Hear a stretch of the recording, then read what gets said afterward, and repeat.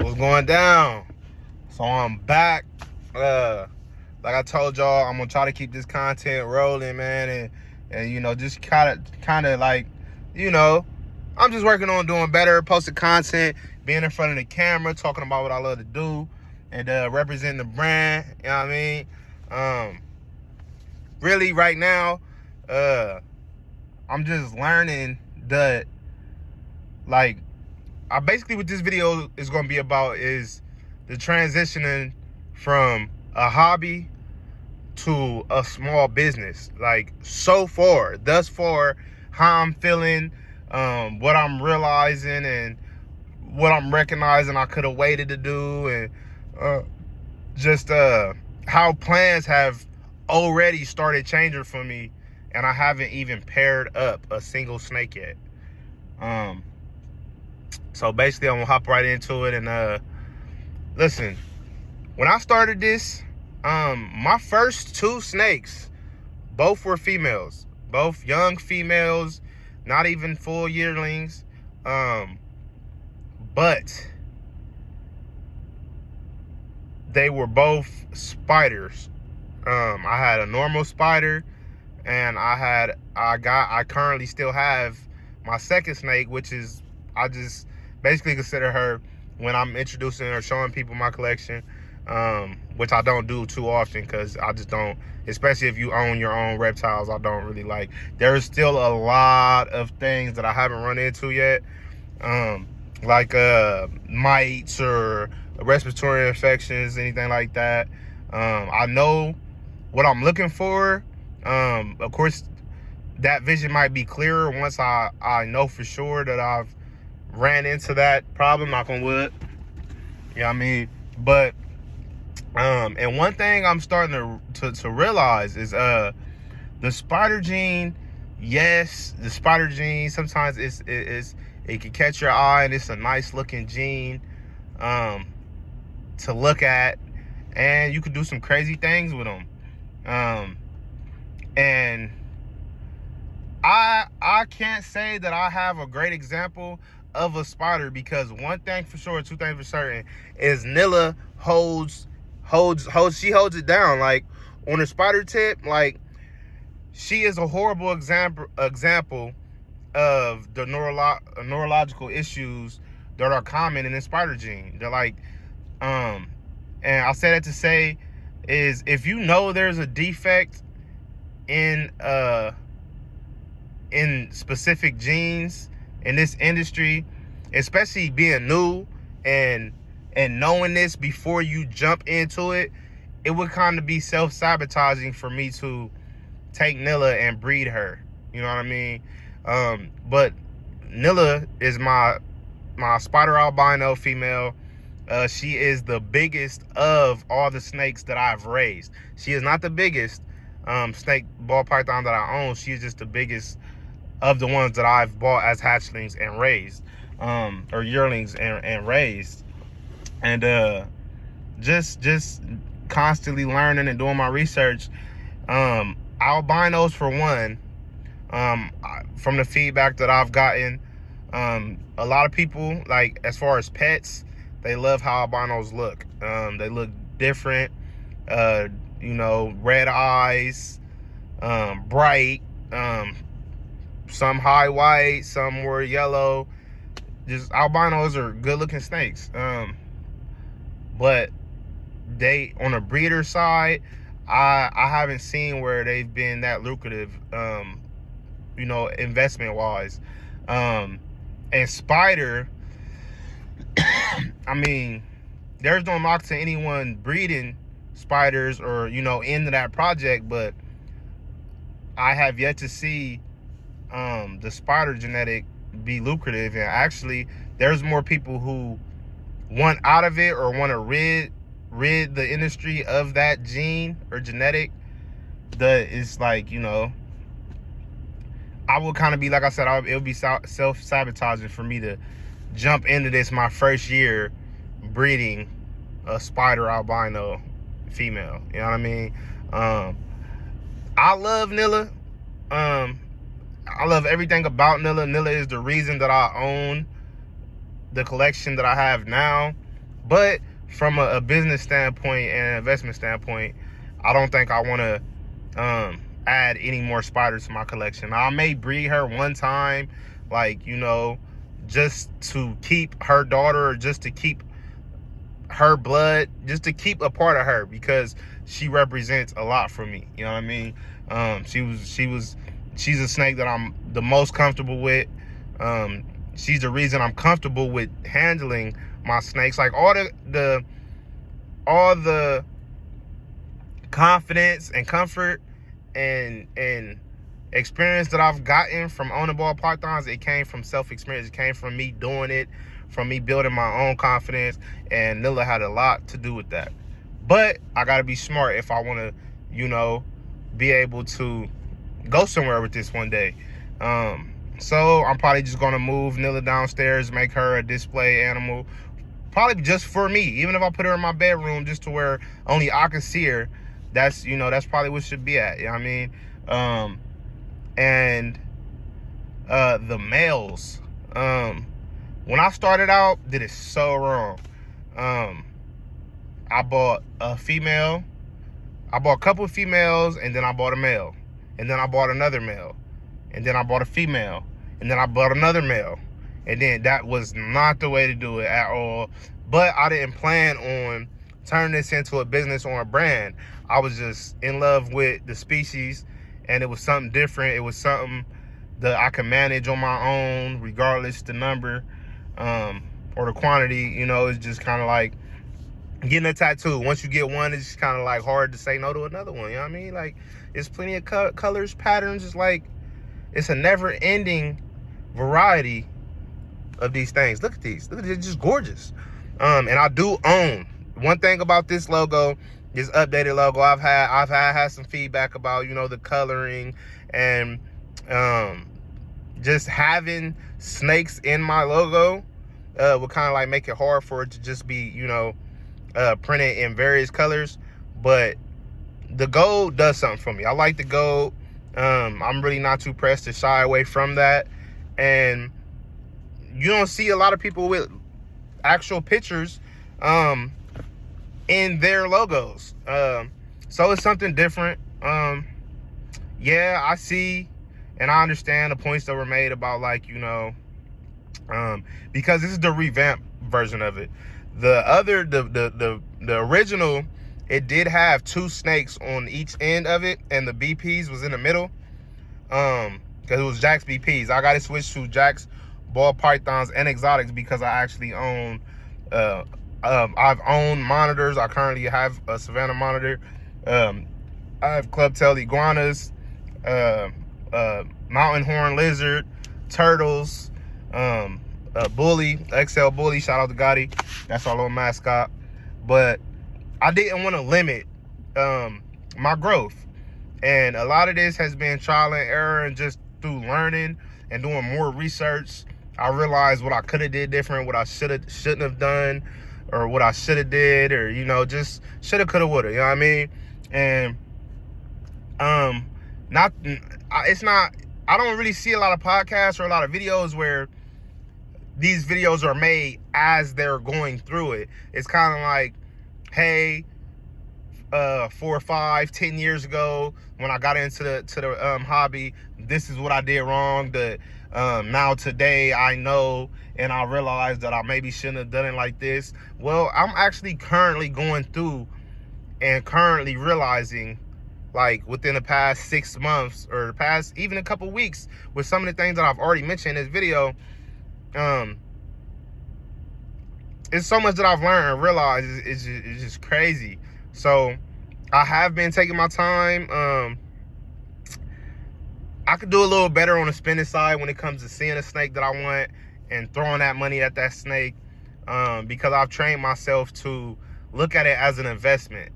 And even though you're looking at it as an investment, one thing I urge anybody in any hobby concerning animals, or livestock period, animals, you know, reptiles, dogs, whatever it may be, whatever you're breeding,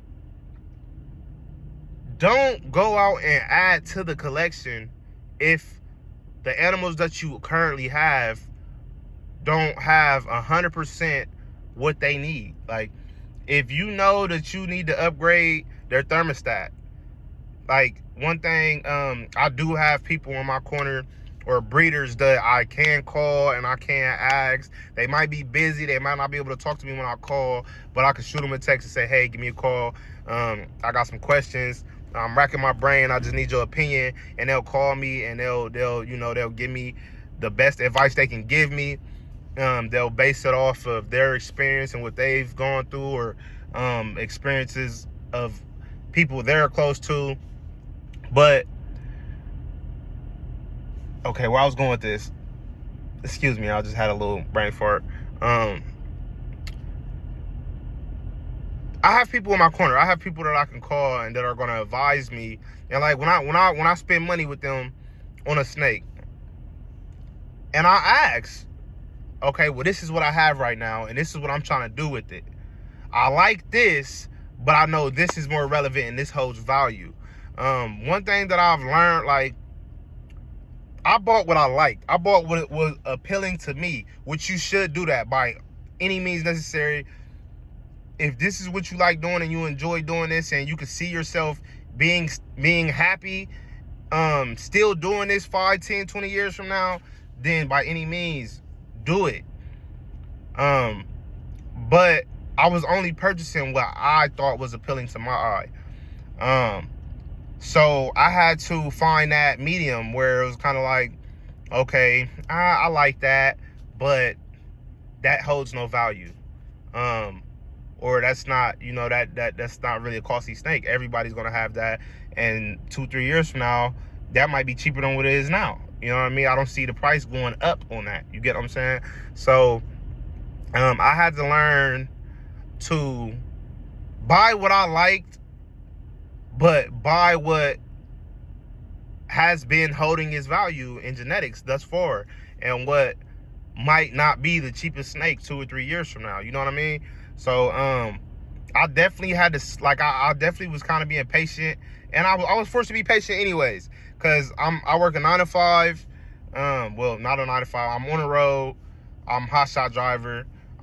As y'all can see, I'm in the truck now. Got a load with me right now. But it's like,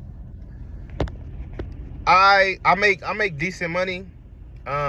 There's definitely plenty of jobs out here making way more, but I make enough to be able to take care of my family, provide for my kids what they need and what I want them to have, and constantly pour money into my business. Every week, rats, a ball might blow. I might not be comfortable with the results I'm getting from a thermostat and might want to upgrade. And that's just something that I had to learn to control. Like, that's what I was getting at earlier when I mentioned my breeder. I have people that I can reach out to and ask their opinion and let them know what I'm working with, and they will give me good, constructive criticism.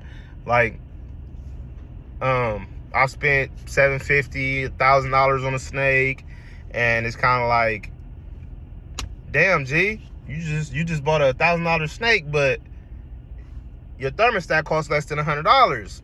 It's not adding up. It's not adding up. So you don't want to get too far ahead of yourself, because you can avoid certain lessons now. If you do enough research and you look in the right places for the right information from lucrative sources, then you can prevent certain shit earlier on. And just watching, constantly being out here on the road, I watch a lot of podcasts. Olympic Reptiles, Trap Talk with MJ, of course, Canova, Aussie Boys, High Desert Morphs. I've reached out to him. I've reached out to MJ. I got plans on reaching out to Canova. There's a lot of breeders and a lot of different brands out here in the reptile industry that I follow, I subscribe to. I am a Patreon member of their page, just so I can always stay tapped into what's relevant. I'm I'm from Columbus, Ohio. You know, we got a pretty decent community of people in the hobby, but not enough for it to be normal. You get what I'm saying? Like, not that I want to be normal, not that I care what everybody's doing, but you know, it's good to be able to get on the internet, go on Instagram, go on Facebook, and go on Morph Market, YouTube, to, you know, look things up and find things out that I need to know, and just reconfirm what I've been doing thus far, you know what I mean, or what I could be doing better.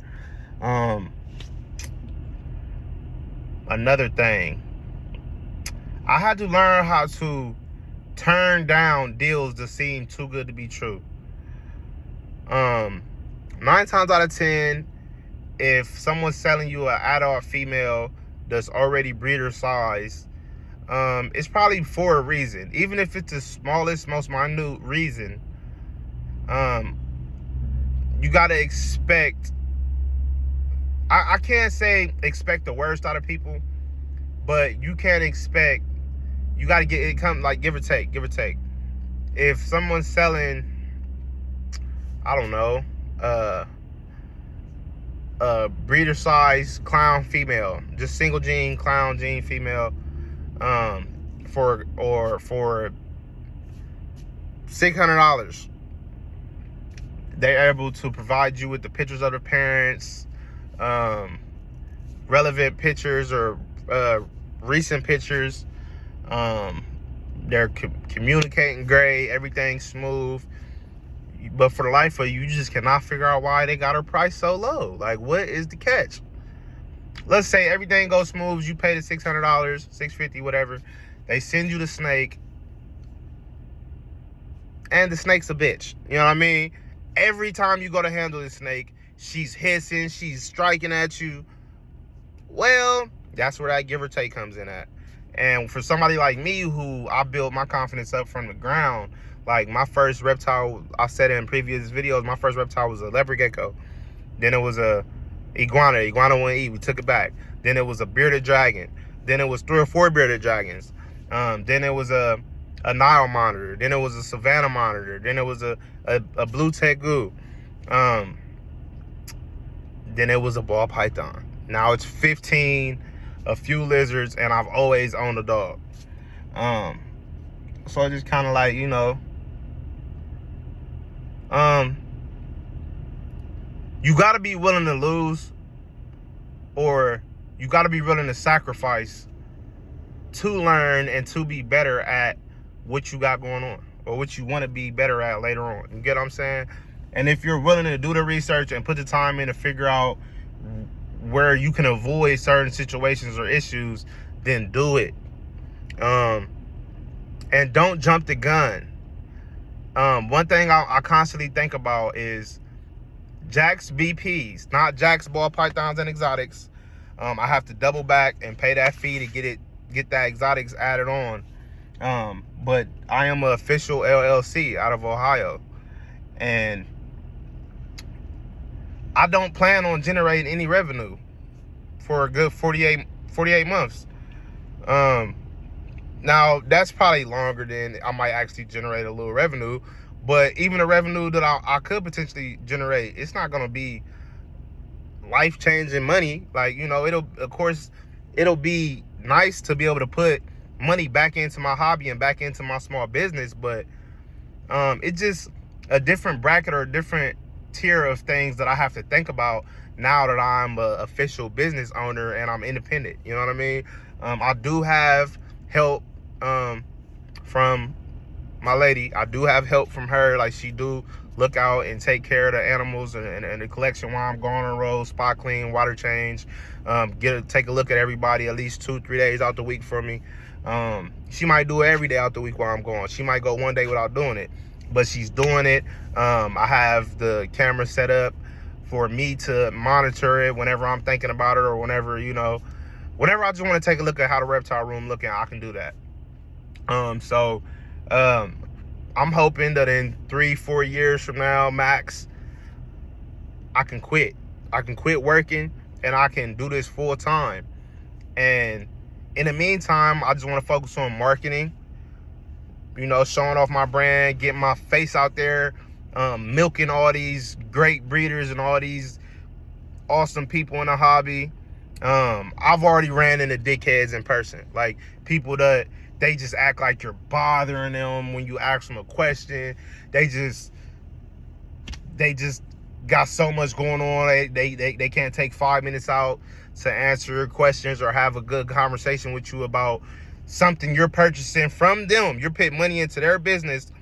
No matter if it's $10 or $100 or $1,000, it doesn't matter how much you put into somebody's business. You should always take the time out to politic and communicate with your customer if they're asking you questions. You know what I mean? Now, I'm sure 2-3 years from now, 4 years from now, my perspective might alter a little bit. That's cool. But one thing that I've never done is forgotten what I've gone through to get where I'm at. So I wanted to shoot a video pertaining to what I'm learning as I'm learning it. You know what I mean? There's a lot of guys that shoot a lot of videos years later and they're like, this is what I should have did then, and I know what I know now. I wish I would have started like this. Well, I'm starting. Like, this is the beginning. Like, this is the third piece of merchandise made for this brand. Like, one hoodie, one thermal, and the first t-shirt. I have yet to make it for like the public. I'm kind of working on making my own merchandise for me personally and those close to me who support me free of charge. Those who support me just because they want to see me grow, they want to see me turn up, and they want to see me level up. You know what I mean? So that's kind of like where I'm coming. That's where this content is coming from as well. It's just like, yeah, I'm out here on the road and I can watch as much podcasts and do as much research as I want to do, but I have to find a way to keep growing, to keep building, and to keep representing my brand, because it is my legacy. And hopefully one day my love and passion for the hobby can be passed down to my boys, my daughter, and they can learn to love it. And if not, then cool. But regardless how it turns out, I'm happy doing it right now. I'm happy. I'm satisfied. I love getting off the road, going home, dead tired. I'll be dead fucking tired.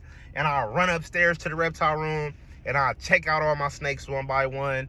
And I have those couple bitches in my collection that is just kind of like, you're still a bitch. And I'll close the door and I'll go to the next snake. And it's just like, oh my God, you're beautiful. I miss you, baby. Come here. You know what I mean? Like, y'all know what I'm saying. Like, if y'all in a hobby and y'all spent that nice little chunk of change on a reptile, a snake, a monitor, a dog, or, you know what I'm saying, you had to put some money to the side to make your purchase make sense. Sometimes it's rewarding to sit back and just bask in that success. And what I mean by that is, like,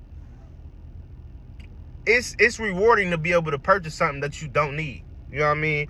I don't need none of these damn snakes or reptiles, but I was able, at one point in time, I was able and willing to purchase something that I wanted just because I wanted it and I love looking at it. And I can sit down and say, that's mine. I paid for that. Didn't nobody give me that. You know what I mean? I worked hard for her. I worked hard for him. And one day, him or her is going to make me back double or triple what I put into her. And you know what I mean? It's just, and it's just fucking frustrating that I'm 27 years old. And of all the knowledge and all the things that I've learned just from pursuing this small business and really entertaining this hobby, it's like so much shit that I've learned. Now it's just like, damn, Pops, damn, Mom, why didn't you tell me that? And, shout out to my Dukes and Pops. You know what I mean? They probably didn't know half of the stuff I'm learning. They're not entrepreneurs. They don't own businesses. You know what I mean? They know how to get money. They hustlers. They know how to get to it, but it ain't the same. You know what I mean? It ain't the same. You know what I mean? Trying to be a young entrepreneur, or just trying to be a brand ambassador, or just an owner of your brand and marketing, and trying to do all this without a relative or somebody, you know, in your family to go to and say, you know, hey, how can I do this? Will it be a better way to do this? That's something I wish I had. That's something I wish, you know, could be done. And they support what I got going on. Like, they support the logo, they support the brand, they support the idea, the image that I have. You know what I mean? As long as I'm happy and I'm not blowing money on what I got going on, and, you know, it just doesn't look lucrative, or like I'm gonna be like I'm gonna gain or grow. I'm hold on. Somebody's parking next to me. He looked like he was pretty fucking close. Y'all gotta excuse me. At least I'm not driving this time. You know, if y'all tapped into my last video, you know I had my phone mounted up. I know it's probably a couple like, oh my God, he's driving and shooting a video. Nah, man, it's just, you know, it's the same thing. It's just like, you know, looking at the GPS while you're driving. You know what I mean? That's all it is. But I'm parked. I'm actually at a truck stop right now. I'm about to lay it down for about 8 hours. My 11 hours of driving is up. So I'm going to lay it down, and then I'm going to take it all on in Colorado, to Denver, Colorado. If anybody taps in to this video out of Denver, Colorado, I'm on my way. Like, I'm on my way. If anybody in the hobby is tapping in, man, tap in, shoot me a message, DM, something. If there's somewhere reptile related that I can pull through, or pull up and check the scene out, check some animals out, that would be awesome. I'm probably gonna look up somewhere to stop and check out some animals while I'm in Colorado, somewhere close by, just to, you know, kill time, because once I get there, I'm going to shut down too. So, you know, I just want to hop on here real quick before I showered and ate something and hopped into bed, man. Just a little more content for y'all, you know, showing y'all my face, my brand, and, you know, hell, man, just put the two together. Put the two together. You know, the brand, my face. You know, the brand, my face. That's all I want right now. That's all I want. I'm taking my time. This season will be my first season breeding, this season coming up. And like I said in the beginning of the video, I'm not breeding Nilla this year. I'm not gonna breed Nilla. I'm not gonna add a bunch of spider to my collection. It's just, I want to be smart. I want to slow down. I want to think about everything I'm doing, make every purchase make sense. And like, with that being said, I'm not even going to purchase another snake until after Christmas. It's not because I don't have the money, or not because I don't want to, but I have to control that. I have to control that urge. I have to make everything make sense. You know what I mean? So, but I'm not going to hold y'all up no longer, man. I just want to get on here, chop it up with y'all, brainstorm, just go straight off the dome, because, you know, I feel like that's when y'all gonna get the best me, when I'm just popping my shit. I ain't really, this is not like, I'm not editing nothing. I'm posting this as is. Either you fuck with me or you don't. But 3-4 years from now, you know, I want to look back at these videos and be like, damn, I'm glad I recognized that then. You know what I mean? And that's what this video is about. Recognizing it now, speaking on it now, and just not being one of those guys who 10 years from now is saying, and I'm sure there's gonna be plenty of shit, even 10 years, 5 years, you know, Lord willing, nothing happens and I'm no longer in the industry, or I'm no longer pursuing this hobby or this dream, so to speak, because I never really liked the concept of having a dream, because I'm a realistic person. Like, it's realistic. Like, this is obtainable. It's something that I can do. Why not do it? I love doing it. Why keep fucking working for somebody else And don't get me wrong, I love my occupation, but it's a whole lot of shit that I don't love about it. And that goes for the majority of any job I go. You know what I mean? It's just a little less of it in this occupation, you know, hotshot driving. But all in all, it's always better to generate revenue doing what you love to do. And don't rush. Take your time. Figure out the best way to do it. Look at people doing it, been doing it.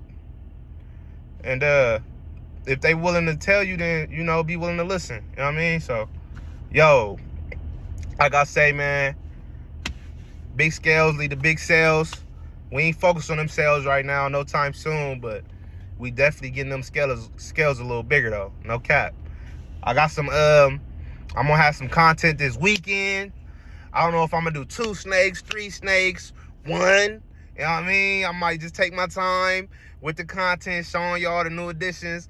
Cause, you know what I mean? Like I said, I'm gonna slow down on the purchasing for a while. I'm gonna slow down. I'll make sure everybody in the collection right now is doing good. Cause, you know, the money's been kind of going up a little bit. You know what I mean? And I ain't got no return coming no time soon.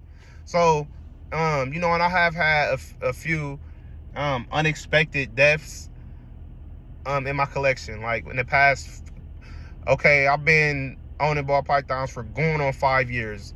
Within them 5 years, I've had 3 ball pythons die. Unexpected deaths. Well, one of them was expected because he kept regurgitating. I took him to the vet. They gave me some, I can't remember the name of it, but it was something that they wanted me to syringe into his mouth. I'm gonna do a video on it and I'm gonna add it later. Just to fill you guys in on that. But I had a younger male. He kept regurgitating. He was a pastel inchy. Beautiful boy. R.I.P. Cisco.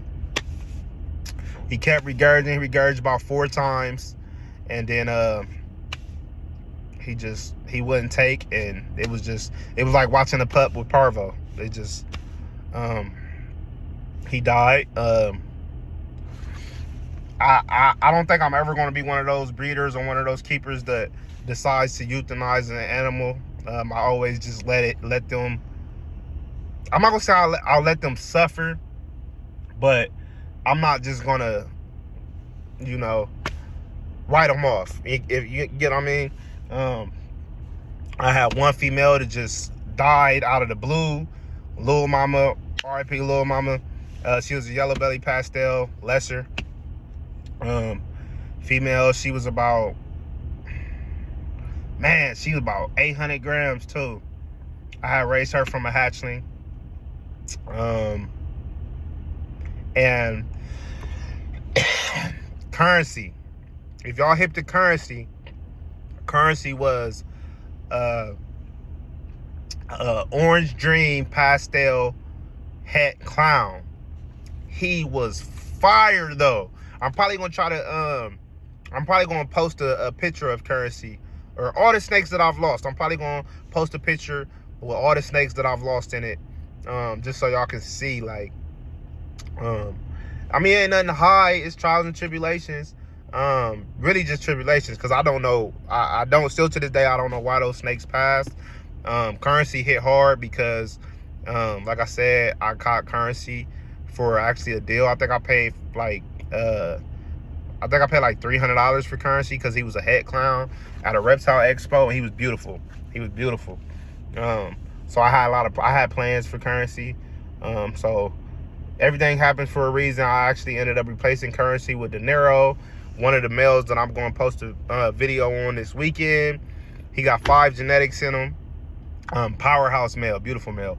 But I didn't ran all off into a whole another, you know, just more to come, more content to come, man. Because the more I think, the more I talk, the more I got shit to talk about. So, man, if y'all tap in, watch the full video, watch a couple minutes of it. Regardless, man, like, share, subscribe, comment, DM me. It don't matter, man. Just, you know, just keep showing up. You know, that's all. Shit.